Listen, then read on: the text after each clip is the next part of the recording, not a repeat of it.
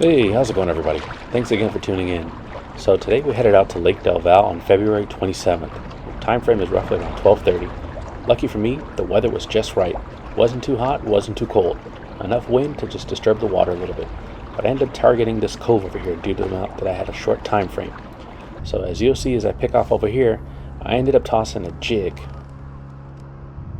I'll tell you one thing, this thing sinked very slow. But there's one thing I've learned from the past already at Shasta and other events, I had to slow down. So I was really being very methodical when it came down to this. And it actually paid off quite well, as you'll see here.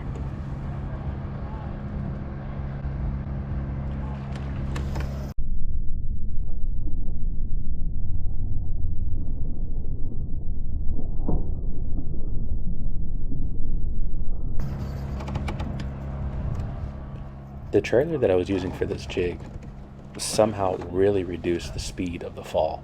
I think that's why I was able to capture this smallie coming out of the water. But I think at that point already it was just trying to kick the jig out. But it was still nice to see some top water action.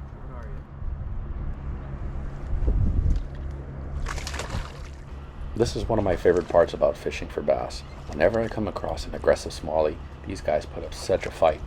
Now, as you can see, I'm playing it back and forth here because for one, I know this thing didn't want to give up. And second, I left my net in the hull, and I didn't want to risk it by trying to get the net and to get that as a benefit to try to capture the fish. I figured I'd let him play him out and let him get tired first. But man, I love a smallie fight, don't you? One key factor I should mention too, I'm still running the Sunline Usuri fluorocarbon at an 8-pound test. So I think that may have actually played a key role too in actually capturing this fish. We got a smallie. Yes. Thank you. Thank you. There you go. That's what I'm talking about. Let's get this one on the board. That's a nice smallie. All right. First.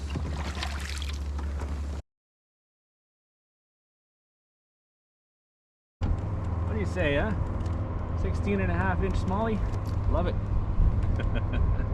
There you go, buddy. Lake Del Valle still has them. Just gotta find them. All right, there, folks. That's it for me. It's a beautiful smallie. Let's let her go. So I'm going to go ahead and skip a bunch of time saved here. I did end up fishing more areas, but I wanted to fast forward through that. In this spot here, there was a giant boulder sticking out of the main body of water. Now I know it's curved into a V up to the main body of the mountain. So what I was doing was targeting left and right, and I noticed whenever I talked to myself in confidence, I ended up getting a good bite. Pretty sure I'll pick one from here. It just sets up too nicely. I guess I might click on the draw to get him.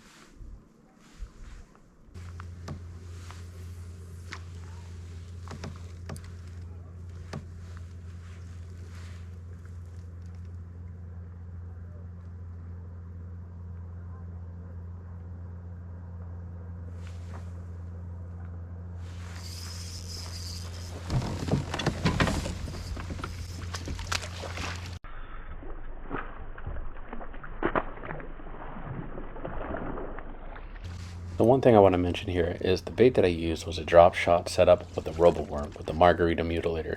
I don't know what it is about that bait, but bass everywhere love it. And at this location, play it slow, and they will take it.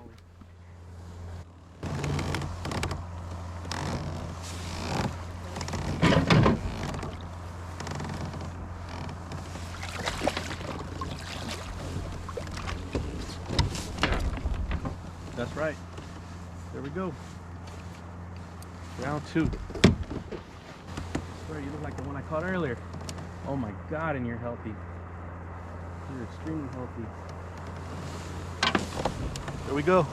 Fish number 2. No, it's not a duplicate. That was one badass looking fish. Man.